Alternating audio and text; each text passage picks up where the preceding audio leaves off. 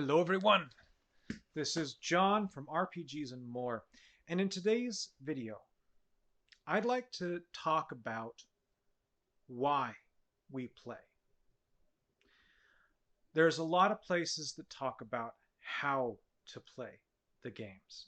And they talk about the ways you can use the rules in order to achieve various outcomes. And there's a lot of things that talk about the different connotations of things that are used within role-playing games. But I am a person. I've studied a bit of psychology, and I am always fascinated with not just the how we play or what we play, but why we play. What is it that draws people to role-playing games? What is it that draws people even to a specific system within a role-playing game? This is not going to be an exhaustive thesis level dissertation, if you will, of this topic. I just want to chat with you all about it a little bit because I find it interesting, and maybe you all can be inspired and share a few of your thoughts about why you or your friends or your family members play. So here's where we shall begin. It is a fundamental need of the human brain to play. This is something that we've learned in psychology for a long time.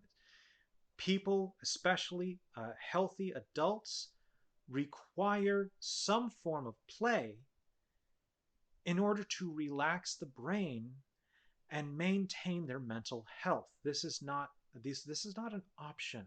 This is something we must do to be healthy. Now, the form that this takes can be many things. I want to make that very clear.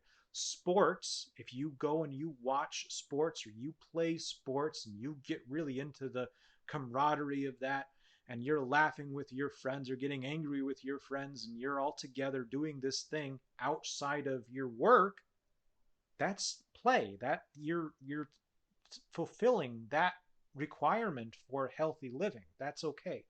Um, so I'm not talking only about the one kind of play. Well, I'm focusing on role playing games specifically, but I want you to know that there's a lot of different ways to play out there. Miniature war games are another form of play that a lot of people use because it uses the brain. It forces us to think in different ways. It forces us to be strategists. Video games are another great outlet for this play because you've had a tough day at the office or a tough week at the office. You get home, you plug in the game system, you turn on the computer, whatever your jam is, and then you are just busting pixels with your, maybe you're playing the latest first-person shooter and you're just, shooting people left and right, or you're playing the latest action RPG and you're going in and you're swinging your sword. Now, whatever it is, you're blowing off steam. You are playing. You're disengaging the work brain in order to engage the fun brain and restore the kind of chemical balance within yourself that allows you to relax, that allows you to calm yourself and kind of maybe get a little perspective on the rest of the troubles in your life. And that's one of the essential parts of gaming or of play that exist in adults that we also have as kids. As kids, we use play to explore the world. We use play to learn and to understand. We try different games and we use those games to try to understand teamwork, to understand cause and effect, to understand rules and rule breaking and what those things mean. That's all part of play for kids. And for adults, I think it's just as important because sometimes we can get so locked into one way of doing things that we forget. And through play, we can remember, oh yeah, that's how cool teamwork is. I've been so stuck with the one team I have at the office that doesn't function well together that I've forgotten how awesome it feels to be with a team that actually functions. Or I've spent so much time with an awesome functioning team at the office, I've forgotten what it's like to be the new guy and to have to learn from the ground up how to work with this team, with this new team, and how to be a good team player, because I'm so used to being the lead, I've forgotten how to follow. And that's another thing that we can learn through play. We can relearn the lessons that we learned in childhood or learn new ones. And learning is important for us also, and it can be done through play. There's people that have talked ad nauseum about trying to gamify our education system and turn the education system in the United States, or the world really, into something that's more like what we use for games, so that we can try to entice people to pay attention and to learn their lessons. Because we've learned that when you use game mechanics to do something, people pay attention to the game. So why can't we harness that in order to have them learn their lessons? I mean, we've been trying to do this with educational video games since video games came out. I personally played Sticky Bear on the old Apple IIe computers in order to try to learn how to spell. I'm not sure how effective it was in the long run, but I remember it. So, I mean, it's there. And things like Mario Teaches Typing. I mean, all these other games were really fascinating, formative parts of a lot of people's lives of trying to learn these skills. So we play. That is a given. Even in like places where they don't have, you know, the lifestyle that we enjoy here in the West, they still find ways to play as adults. They may not call it play. They may call it something else, relaxing, joking around, whatever they're going to call it. There has to be that time for the human brain when you are on the chill or the off mode in order to recenter yourself. And so it's a given. All right, we are going to play. So, but why do we play role-playing games? That's a very important question. And I think that for a lot of people, I think that the answer to this question is more complex than we want it to be. Now, I could say, well, you ask 1,000 role players and you'll get 1,000 different answers. That's such a cop-out. It's a nothing answer, because it's so easy to say and you sound so wise, but it means nothing. To quote Londo Mollari from Babylon 5, it signifies nothing. All right? Because there really are reasons why we play. And in psychology, we've studied these things and we've started to kind of quantify them and talk about them. One of the things that we talk about is escapism. And escapism is a big word. It's a big word. It's kind of scary because it makes you think of people that really detach themselves from reality. And they're like, and you know, one day they're John Smith from The Office, and the next day they're like, I'm no longer John Smith. I'm now King Arthur, and you will call me King Arthur, and that's who I am, because they've completely disconnected from reality, and they're just like, nope, not doing it anymore. And they're mentally, and we would consider them mentally ill, and we would have to try to take care of that and figure out how we can fix them. I'm not saying that they are mentally ill. That's a different conversation. But that's how it would generally, most of the time, be treated. If someone starts calling themselves King Arthur, someone starts calling themselves, a prophet, someone starts calling themselves the next coming of our Lord, whatever you want. They're generally, people kind of look at them and say, a little Peanuts trombone action going on. So that's one version of escapism, kind of, a little bit, but it's much more deep than that. So the kind of escapism we're talking about, though, is it's not that scary. All it is saying, I just, for a few minutes, want to be somewhere else. For a few minutes, I want to put my brain in that play mindset. And I know that once the play is done, my brain comes back to, whatever my problems are.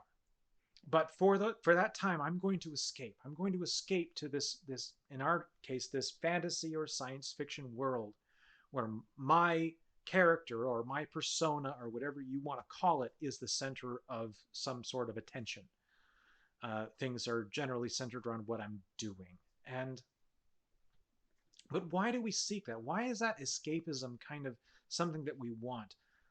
It's different for some people, but for the most part, I think it comes down to control. In our day-to-day lives, the vast majority of us don't really have a lot of control. All right? You don't control your schedule necessarily. The boss controls your schedule. They dictate when you have to be there. And a lot of this is done by tradition. Store has to be open from 9 to 5, or the school has to be open from 8 to 3, and whatever their setup is, that's kind of dictates how we do things. And so we don't get to pick. We don't get to say, well, I want to work from such and such time until such and such time. Like, yeah, that's nice. You don't get that. And then we have things that happen to us, whether it's health problems we didn't anticipate, or family problems. Maybe you went along and you thought everything was great, and then suddenly you find yourself being told by your spouse that they want a divorce, and you're going, "What happened? I thought we were fine. I mean, yeah, things weren't perfect, but we're still getting along and we're still doing stuff. I don't understand." And maybe and I'm not saying that happens every time. These are examples, or you're going along and suddenly your kid gets really sick.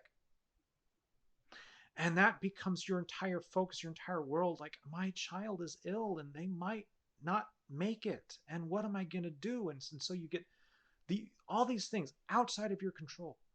You cannot control them. They just happen. So you have your choices. Your choice in life is to choose how to react to those things. But at some point, the brain reaches this kind of breaking point where it just says, I need something that I'm in control of. I need something that I can dictate, all right? And that's what we can do with play, with role-playing games, with video games, role-playing games, or with physical tabletop role-playing games. Because suddenly, the choices are ours. And we decide what ancestry our character is, what job they have.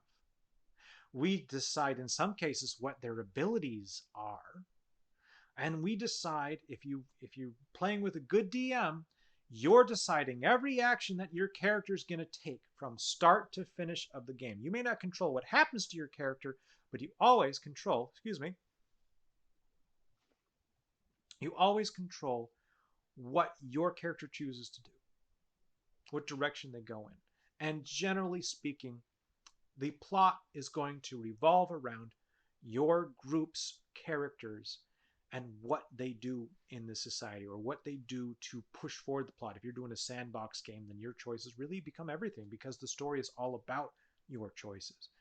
And that control is really important and powerful for some people. It's an important part of their escapism, because now I've gone from being a worker who's working at, say, fast food, who is constantly working nights and is not able to get out and see their friends except for one night a week, maybe when they have a day off, and they don't get to be with their family. They don't get to experience a social life. Maybe they haven't been on a date in years, and they don't know when they're going to get to go on one, because the job is consuming everything, and they can't quit the job because they have to have the job and then the second job in order to make rent. And they're stuck in this. And so they get one night a week that they get to go out and play a game. And at that one night a week, it's about them instead of about the customer or about the boss or anything else. It's about them. And in that night, they are the wizard who controls earth-shattering magic with their hands and is able to topple mountains and can take that king and play volleyball with the king's head, or whatever their personal power fantasy is, they can indulge in that for, 4 hours once a week. And that helps them not go crazy. And that's important. And that's, I think, why some people get so attached to different rule systems or to different gameplay styles. It's not because that rule system or that gameplay style is inherently superior one to the other. It's because for that one person, that's their lifeline. Whether they realize it or not, that's their safety net, and they will protect it in whatever means they feel is necessary, not because not because it in of itself is vital for a survival, but because they feel it is vital for their survival. And I think that's where we get some of this rancor and some of these arguments is people, and some of it's just people that love to argue, and that's where their fun and their play comes in, is coming up with really good pithy arguments. And they're like, "Oh, I'm gonna get him with this one. I'm gonna really get him with this one. I've been waiting. I've been like forming this one in my head for days, and now I'm gonna get that perfect line. Yeah, And you know what? I get it. I've done that myself. Sometimes I can be a little petty, and I'll try to do the perfect line. So I can also see that, and that is a form of play. It's not my favorite, but it exists.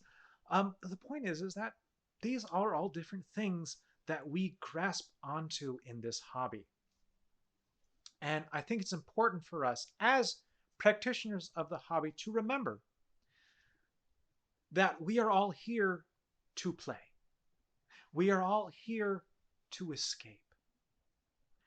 And if my kind of escape isn't your escape, that we don't need to come, I don't need to come after you. And you don't need to come after me. We need to just understand, hey, you know what? That's not my escape. But I'm glad that you have that for whatever your problems are. Whatever your issues that you're trying to escape from, I'm glad you have that play for you. So if that person is all about, say, 5th edition, and 5th edition is the only RPG that exists to them, I mean, I'll be a little sad because there's such a wide variety of systems out here. But at the same time, if that's all they have, if that's all they need, I mean, that's okay. It makes me personally sad, but that doesn't mean they're wrong. That doesn't mean that they're a bad person. They're just focused. There's nothing wrong with being focused in your play. There's nothing wrong with saying, you know what, I'm only going to play games from the Diablo franchise. When you're playing computer games. And I think that's inherently limiting. There's a lot of other video games out there other than the Diablo franchise. Although the Diablo franchise is kind of like the big granddaddy when it comes to action fantasy games. And they continue to be the massive, gorilla in the room, or whatever phrase you want to use to talk about it. That's important to remember. Like Doom. Doom has been around for a long time as far as first-person shooters go. Doom and Wolfenstein kind of started the whole thing, and it's like, if you want to say, like, I only want to play Doom, or Doom, sequels and whatnot, that's the only game for me. Okay. I mean, that's fine. I think there's more to first-person shooters out there than that, or only Doom or only Call of Duty is a little limiting, but at the same time, that doesn't mean you're not a gamer. That doesn't mean you're not a good person. You're just focused. So, and it's the same with role-playing games. Let's remember why we play. That maybe we're all trying to escape from something. We're all trying to experience something. Or maybe you're the kind of person, maybe it's not about escapism for you. Maybe for you, it's about rule mastery. It's about that level of control because you love the mathematical equations and you've got a brain for it, and you can look at a rule system and just figure out the perfect combination. And so you'll sit there and you'll plan something out. And you can't wait for that perfect moment to just floor the DM and all the other players with your perfect plan. I mean, what? There's nothing wrong with that. There's nothing wrong with being the kind of, like, that's, being a kind of rules lawyer who just memorizes the system and says that, this is exactly how it's going to be run. As long as the dungeon master or game master and the rest of the players you're playing with are cool with that, there is nothing wrong with being that kind of player. Absolutely not. And that is a really awesome part of play. Why, someone can be playing in order to demonstrate how great their brain works and to really kind of push their mental faculties to the maximum because they don't feel challenged by their day-to-day job. That's another form of kind of escaping in a sense, but it's also another form of play. Um, so it's okay if that's where you go for gaming. And the important part is to make sure that, if you are someone who is coming to gaming because you want to escape from the grind. Hi, cat. Then you want to make sure that you're hanging out with people that are kind of cool with the escape from the grind, with bringing, maybe doing a couple of zany things to make sure that things don't just become stale because you want to laugh, you want to joke, and you don't want things to be like super serious. So make sure that you're with a group. Maybe it's a group of friends, maybe it's a group of strangers, but a group that is all about the zany and the fun. And if you are dead set on that rule mastery and that pushing things to the limit, make sure that you're playing with a group of people or with a DM that they're also either fine with it or engaging in it just as much as you are, because those groups are out there. And a session zero is a great tool to help you figure out, is this group that you're thinking about joining really down for rule mastery and pushing the system? Or maybe you need to, or is this going to be an exercise in frustration for you and them when they can't play at the level that you want to play because they're down here at the fun loving hijinks level, and you're up here at the I want at no substandard decisions. I want everything must be optimized to the maximum. You're here, they're here. They're not having fun because they feel like they can't make the fun decisions. You're not having fun because you feel like you're carrying them, and that can get really frustrating after a long period of time. So don't do that. Get into that group where everyone's a little closer in line or even on the same page when it comes to rule mastery. And you're going to have fun with your play, and you're going to really enjoy it. And it'll be a better experience for everyone because even with just within the Dungeons and Dragons community, there's a lot of different people that figure a lot of different spectrums here, um, and will cater to any one of these needs, especially with online play. There is no reason at all for someone to be playing with a group that they are not 100% comfortable with, because there's always going to be another group that you can join. So you can feel free to politely leave a group if it's not doing what you want to do. And you don't have to feel guilty about it. You're not disappointing anyone unless you're being a jerk about it. Or, and at the same time, if you're a game master and you've got a player who is leaving, don't be a jerk about it. They're not insulting you. You didn't necessarily do anything wrong. It's just a difference in opinion. And it should not change who you are or who they are, or illustrate that you didn't fail in some way. You just didn't run the game that they wanted to play, and they're making an adult decision to do something else with their time. And we as adults can look at that and say, good on you. And I'm going to do the same thing. I'm going to take this thing that I still love doing, and I'm going to take the other players that still want to play, and we're going to keep playing. And maybe we'll look for another player to fill in that slot that person left open. Maybe we won't. Maybe that's the catalyst that helps all of us realize that we're all kind of not playing the game that we want to play, and so we're going to move on to something else. The last thing I want to talk about with why we play is some people play, and this kind of harkens back to the beginning when I talked about we use play to learn rules, we use play to learn about the world. Some people play to learn about themselves. They want to play because they feel in the world that we are in that they are not able to be themselves for whatever reason. And maybe that's maybe the person is someone with a disability, and they'll never be able to drive a car or fly a plane or be that hero on the front lines. Maybe their dream is like, I really wish I could go to space, and they won't. They never will because they've got a disability. So they'll go to the game to kind of experience that moment of what it might be like to be the astronaut or to be the starship captain. Um, and or maybe there's someone who they feel you know they feel trapped in their own body for whatever reason.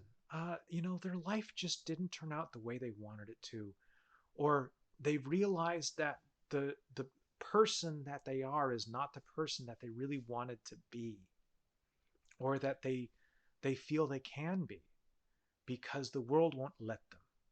The world makes it hard to be who they want to be.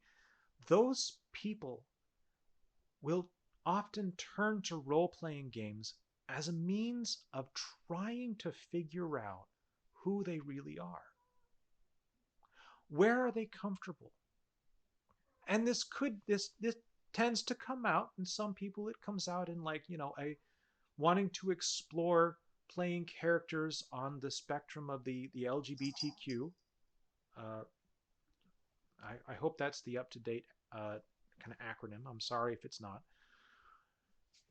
And they go into that, or maybe they're really trying to look into a different mindset. Maybe there's someone with a disability and they just want to just play like someone who's able-bodied. Or maybe there's someone who is able-bodied that decides, I'd like to play a character who's blind because I have a family. Maybe they have a family member who's blind, or someone that they like or respect who is blind, and they're like, I just want to, for a moment, I want to imagine what it's like to be in their shoes and to play a game that in that shoes, not in a disrespectful sense necessarily, but in a more just like thoughtful sense.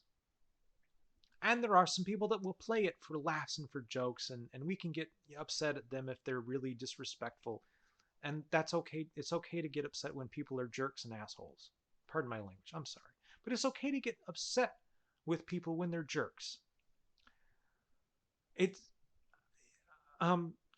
and we should always be making an effort to not be jerks at the table, because we are all here to play together.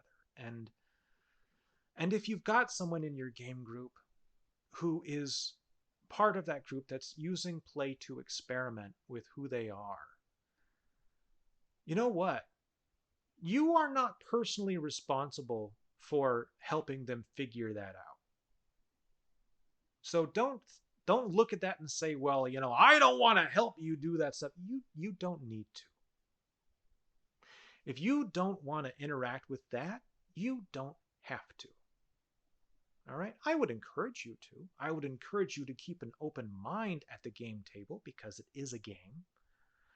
But it is not something that someone's going to come to your door and say, you have to do this, and if you don't, then you're a terrible person who's going to jail.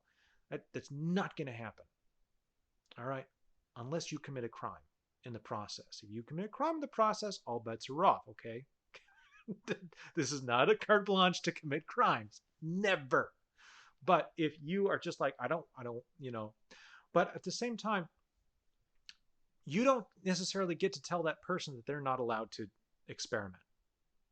Just like you don't want them to tell you that you have to engage a certain way. You don't get to tell them they're not allowed to experiment. Now, maybe that means that the two of you game at different tables from then on if you're not interested in that sort of thing. And I would be disappointed if someone made that decision. but I can see why some people feel very strongly for whatever reason, whether it's personal or religious, about that sort of thing. Okay, fine. But I think it's important that no matter where you stand on experimenting with people, or not experimenting with people, but experimenting in game, no matter where you stand on that, I think it's important that we recognize and embrace all these different aspects of humanity. Maybe that's the Star Trek fan in me talking, but I just really like this idea of embracing all the sides that make up humanity, all the other things that make us different and unique, and allowing people the space to discover who they really are. And not getting upset if we don't like who they are, because they're not becoming who they are for us. They're becoming who they are for themselves. And so that's why I feel, I might be a more conservative person according to certain political spectrums. I don't know. I've stopped paying attention to that a long time ago. But when it comes to gaming, everyone's welcome at the table. Everyone. Because we are here to have fun. And I will have that conversation with someone about respect. And I will listen. And I want you to listen too. I want everyone to listen to each other. And I want people to stop trying to tell someone that their fun is wrong because they disagree with it. We are all here to have fun. And there's enough room in this big wide world for all of us to be able to have our fun, as long as we are not actively trying to hurt another human being. We all have the right to play. We have the need to play, no matter what our reason for that is, whether we are simply trying to escape, whether we are trying to explore ourselves, or whether we are trying to master a new skill and just prove how awesome we are to ourselves. We have a right to play, and we have a right to have a space where we can do that comfortably. And I would like it if we could all do that together. I think that's the best of all worlds, if we can all kind of acknowledge to each other and have that country kid who grew up listening to, Johnny Cash, shake hands with the goth punk kid who grew up listening to Flogging Molly, and say, man, good game, at the end of a session. We all play. We play for different reasons, and we should continue to play. I guess that's kind of what this is all about, is why do we play? Instead of thinking about so much of, they're trying to ruin the hobby, they're trying to do this thing. No, people aren't trying to ruin the hobby. They're part of the hobby. They're trying to make a space for themselves. Yes, absolutely. That doesn't change what this is. That just means that there's more room. There's a wider space. That corner, if you're more of a, OSR kind of person, and that part of the OSR that only wants a particular kind of game style, you're like, only dungeons exist and only the 4 core races and that's it, and there's no other stuff, and you can't play an orc and blah, blah, blah, blah, blah. If that's your goal, there's room for you. There's plenty of room for you. That you're fine. Do your thing. As long as you're not actively trying to ruin someone else's fun by telling them that they're horrible people, or telling them that they're ruining your hobby. It's our hobby, ladies and gentlemen. We're all in this together. It's still a tiny, tiny slice of humanity as a whole. We are a percentage, a tiny percentage of what play is to the human race.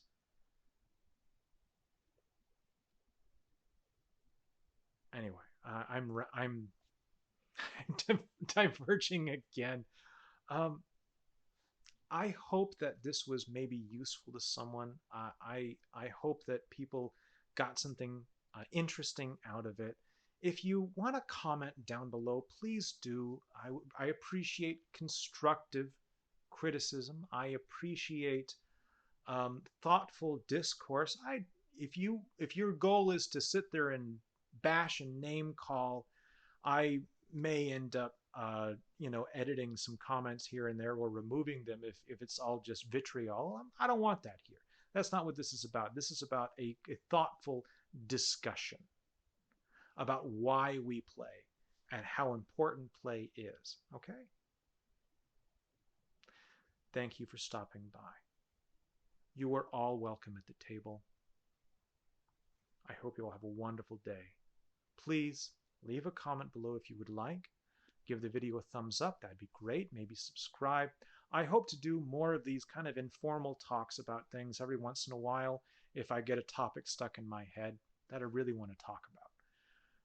This may not be a regular thing for the channel because I really want to focus on the games themselves, but this could, maybe if this is something people enjoy, I'll do some more of it. Again, thank you. Please roll some dice, have some fun, and don't forget to play.